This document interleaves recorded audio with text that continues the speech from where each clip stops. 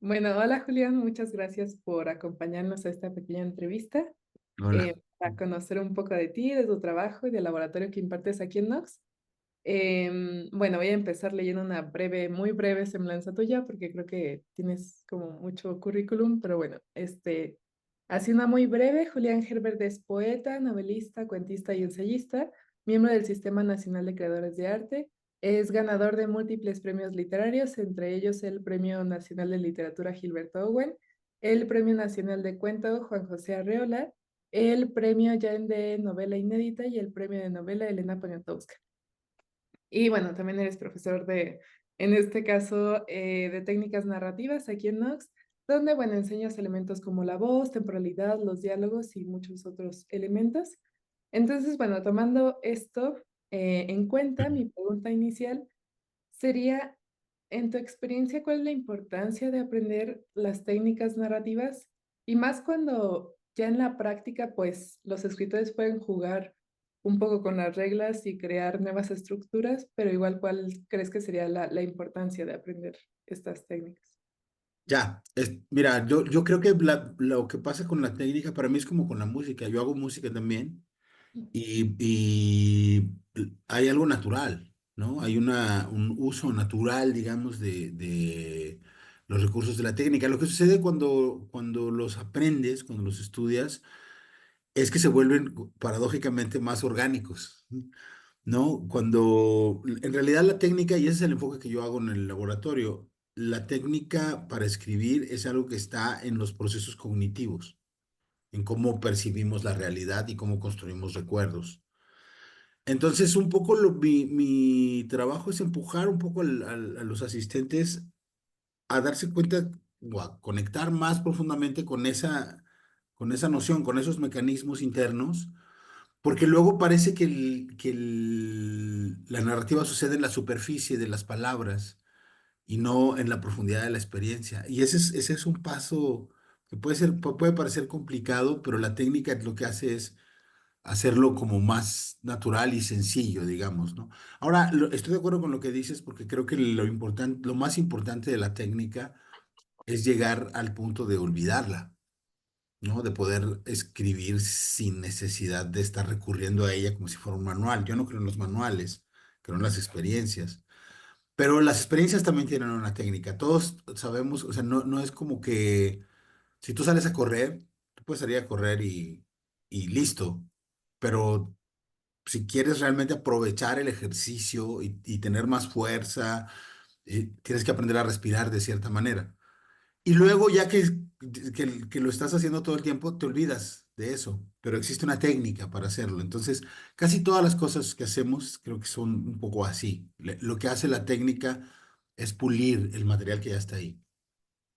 Y por ejemplo, en el aspecto del uso del lenguaje, bueno, tú tienes un estilo muy particular que es entre directo y poético a la vez, pero por ejemplo, ¿cómo surgió este lenguaje tan característico? ¿Es algo que fue justo surgiendo naturalmente o que un poco premeditado dijiste, bueno, quiero que este sea como mi lenguaje en la escritura? Yo creo, igual, creo que son como dos fuerzas que se encuentran. Yo pienso mucho desde una perspectiva dialéctica. Yo, hay una parte que hay ahí que es como de orígenes culturales. Yo vengo de como muy de barrio y me formé en escuelas públicas y toda mi educación está conectada con el pop, está conectada con esa cosa un poco barriobajera también, que es algo que me interesa mucho, y con la vida en la calle, ¿no? Con los espacios abiertos y públicos. Al mismo tiempo, crecí en un pueblo muy caluroso que se llama, pues crecí en Ciudad Frontera y en Monclova. Entonces hace mucho calor y lo que uno busca es el aire acondicionado. Mm. Y en Monclova había una biblioteca con aire acondicionado, que es la Biblioteca Pape. Entonces yo pasaba mucho tiempo ahí huyendo del calor. Y esto es como un chiste y no, porque la verdad es que la naturaleza también influye en los procesos como de, digamos, de construcción del yo, de ese yo muy poroso que todos tenemos, ¿no? Entonces para mí era un poco viene de ahí y claro, lo que sucede es que luego me di cuenta que ahí había un estilo. ¿no? Que había un estilo a mí me parecía muy interesante, que podía conectar las cumbias del supergrupo Pegaso con tratar de leer en latín, ¿no? Que podría haber ahí una cosa extraña, y eso me ha gustado mucho siempre. Y bueno, otra cosa también es que escribes poesía y narrativa, ambos géneros, ¿sientes que se retroalimentan o que uno influye al otro o son independientes? Creo que los géneros en términos generales están conectados, ¿no? Tienen vasos comunicantes, no son idénticos y no da igual. Cada uno de ellos tiene cierta técnica, pero apelan a una zona del lenguaje humano. Creo que para mí practicar distintos géneros, no solo la poesía y la narrativa. En los últimos años he trabajado mucho haciendo guiones de medios audiovisuales, por ejemplo, y también compongo canciones. Entonces, como que para mí, y también últimamente también he estado haciendo muchos ensayos. Entonces, esa conexión entre los géneros, para mí tiene que ver primero con distintas necesidades de acercamiento hacia las relaciones entre el lenguaje y la realidad, ¿no? También creo que hay una parte de eso un poco pretenciosa, de querer abarcarlo todo, ¿no? Pero lo que siempre digo es que mi punto de partida siempre son los poemas. Los poemas son la base, para mí son como la piedra angular. Pienso que es cuando partes de la poesía, puedes derivar hacia otras zonas con ese núcleo de una cierta, no diría de seguridad, sino al revés, de una cierta incertidumbre, porque la poesía lo que genera siempre es más dudas que soluciones, digamos, ¿no? Y eso a mí me gusta. Y también, visto desde más allá del trabajo personal, una de las cosas en las que insisto es que es una frase de Alberto Vital que dice que los géneros son un puente entre la literatura y la sociedad. Entonces también a mí me interesa lo intergenérico porque conceptualmente es algo que esa como fluidez entre los distintos géneros, cuando lo digo aquí, estoy hablando de literatura, pero en la realidad también funciona para hablar de cómo cómo están compuestas nuestra sociedad, ¿no? Hay una fluidez de géneros también a nivel social. Entonces, a mí me interesa explorar la sociedad en la que vivo, desde el punto de vista no solo de la literatura, sino también como de lo conceptual, algo así. Quitándonos un poco de los géneros y yendo como al papel. ¿Tú usualmente cuál es como tu proceso o varía muchísimo dependiendo de cada libro? ¿Cómo es, pues sí, el proceso para escribir un libro para ti? Bueno, lo primero es que siempre estoy trabajando por lo menos dos, casi siempre tres proyectos al mismo tiempo. Y eso me ayuda justo a esa movilidad de los géneros. Procuro no estar escribiendo dos novelas, por ejemplo, porque si ahí sí me... Pero, por ejemplo, ahora mismo estoy terminando un guión de cine, estoy rearrancando una novela y un poquito a poco voy a ir sacando un libro de poemas. Entonces, esa es una manera de trabajar y eso me permite también, pienso mucho en el espacio donde puedo trabajar, ¿no? Entonces, una de las cosas es que digo, te mostraría, pero tengo dos mesas y tengo una cama. Y entonces despliego cosas sobre la cama, que según yo la iba a usar para descansar en ratos, pero no, la uso más bien para desplegar cosas. Y tengo una parte en la que escribo a mano, tengo la computadora. Pienso mucho como en estaciones de trabajo, ¿no? Y también al mismo tiempo tengo, por ejemplo, un cuaderno para viajar que lo uso para escribir a mano, porque no me gusta escribir en el teléfono, pero a veces como tienes estas horas muertas y a mí me gusta estar como tener la posibilidad de conectar con la escritura todo el tiempo. Entonces escribo, hay un cuaderno particular que uso para viajar, para escribir ahí mientras estoy en un aeropuerto, por ejemplo. Y otro fenómeno actual más reciente es que trato de escribir en voz alta, pero no solo, no como que aquí solo me pongo a hablar, sino que hablo con personas y lo grabo. El último libro que hice, que es un libro de ensayos, está hecho así, son 11 charlas que dije, digamos, que platiqué, las grabamos, las transcribimos y luego las reescribí. Entonces, digo, para volver al centro, depende del libro, sí, depende de cada proyecto, creo que tiene su propia dinámica. Me gustan los distintos soportes.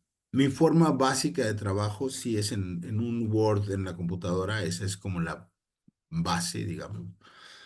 Pero también, incluso cuando escribo así, escribo en voz alta, porque me interesan mucho las relaciones entre el pensamiento escrito y el pensamiento dicho, ¿no?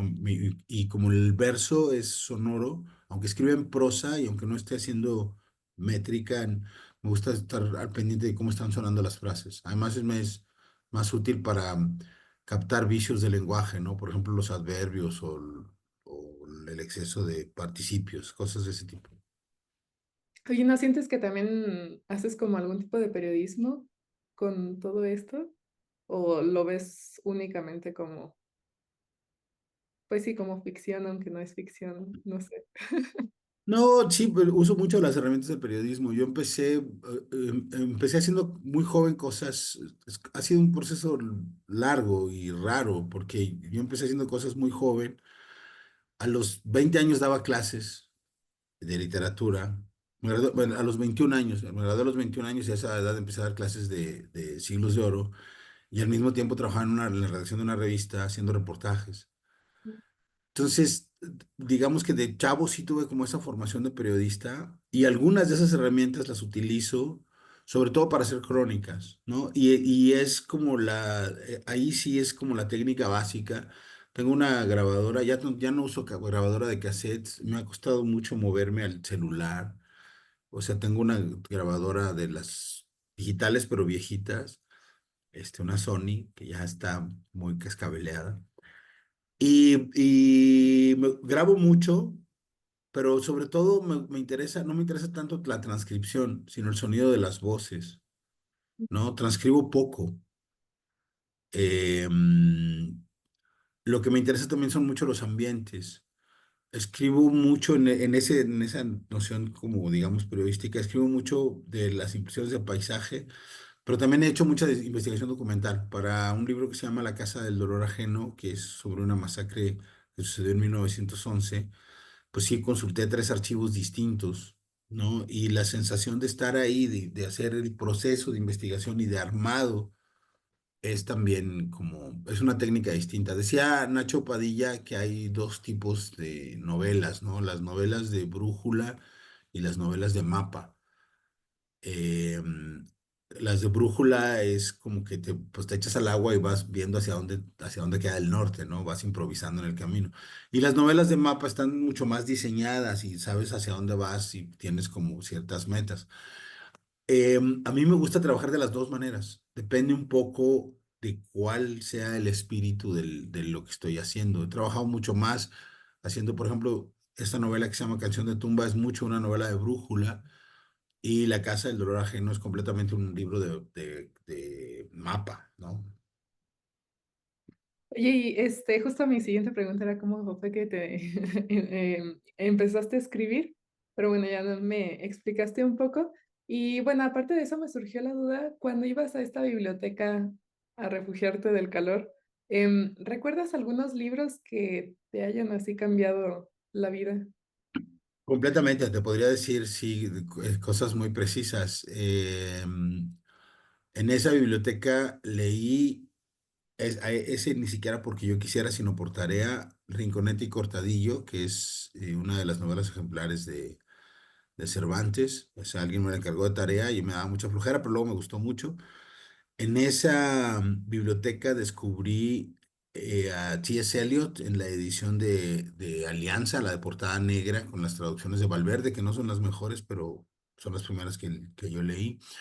En esa biblioteca encontré una edición en inglés de una antología de poemas de Allen Ginsberg. Em, en fin, también estaba la colección Lecturas Mexicanas, ¿no? Y de lecturas mexicanas pues leí un montón de cosas, ¿no? Leí a Elena Garro, leí a Carlos Fuentes, leí por primera vez a Paz también. Em, ¿Qué más? Esas son, digo, de esa biblioteca, esas son las cosas que recuerdo. Yo en realidad esa biblioteca la usé una temporada breve porque mi biblioteca pública favorita es aquí en Saltillo y ya no existe, era la biblioteca del Iste. Y esa biblioteca sí tenía una colección bien particular de libros, no sé por qué, siempre me ha parecido un misterio, porque tenía cosas muy extrañas como Severo Sardú y Juan Goytisol y Manuel Puig. Y esa es la biblioteca donde realmente me formé.